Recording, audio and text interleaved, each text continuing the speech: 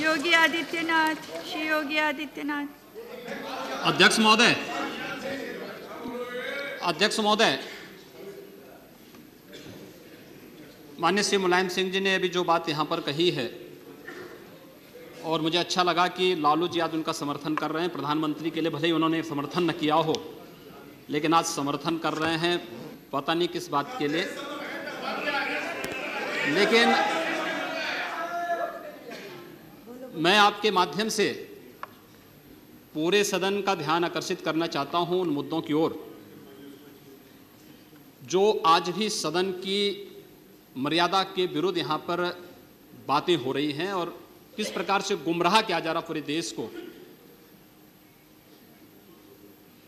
अयोध्या में 3 प्रकार की परिक्रमाएं होती हैं, पंचकोसी, 14 कोसी और 84 कोसी।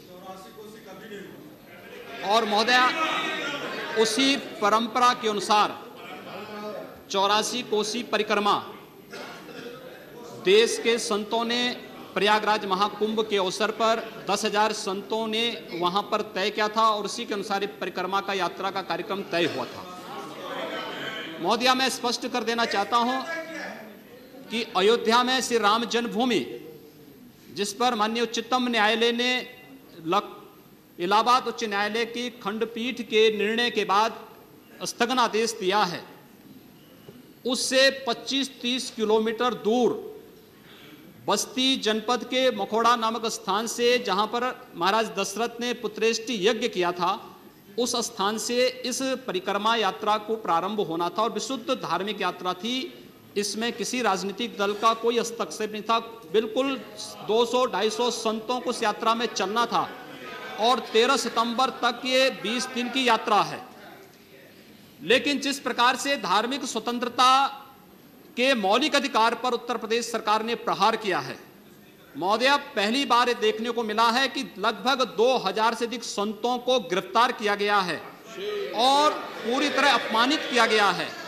यहां तक कि अयोध्या जी में सरयू जी का स्नान करने वाले जो संत ऐसे हैं जो केवल सरयू जी का स्नान करते हैं, उसी का जल का ग्रहण करते हैं, उन्हें वहां सरयू जी का पूजन नहीं करने दिया गया, स्नान नहीं करने दिया गया, जबरन उठा करके बंद कर दिया गया, उन पर लाठियां चलाई गई हैं, पूरी तरीके से अपमानित करके। सबसे पहले तो सरकार ने हमारे संवैधानिक और मौलिक अधिकारों का हनन किया है।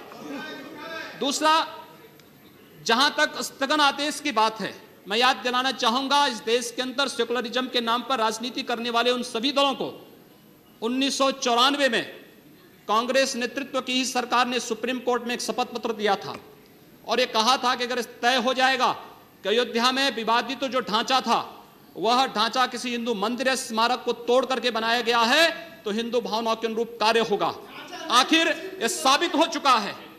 अयोध्या में 30 सितंबर 2010 को इलाहाबाद उच्च न्यायालय की लखनऊ खंड पीठ की पूर्ण पीठ ने जो फैसला दिया है, उसमें तीनों जजेस ने एक स्वर से कहा है कि विवादित भूमि ही राम जन्मभूमि है, और जब विवादित भूमि राम जन्मभूमि है तो फिर उसके लिए कानून बनाने की मांग इस देश का संत समाज कर रहा है, कोई पाप नहीं कर रहा है। हम अपने हक को मांग रहे हैं और हम यही मांग कर रहे हैं कि अयोध्या में राम जन्मभूमि में भव्य मंदिर का निर्माण होना चाहिए, कानून इस सरकार को लाना चाहिए, क्योंकि सुप्रीम कोर्ट में शपथ पत्र कांग्रेस नेतृत्व की सरकार ने उस समय दाखिल किया था और उसी क्रम में हम मांग कर रहे हैं। और संतों को उनके हकों से वंचित किया जा रहा है, उनके धार्मिक यात्रा को प्रतिबंधित किया जा रहा है, उन्हें अपमानित किया जा रहा है। और किस समाजवाद की बात मुलायम सिंह जी कर रहे हैं, किस संविधान की बात कर रहे हैं? ये समाजवाद है। स्वयं राष्ट्रीय अध्यक्ष हैं, इनके 2 भाई महासचिव हैं, इनका पुत्र प्रदेश अध्यक्ष है।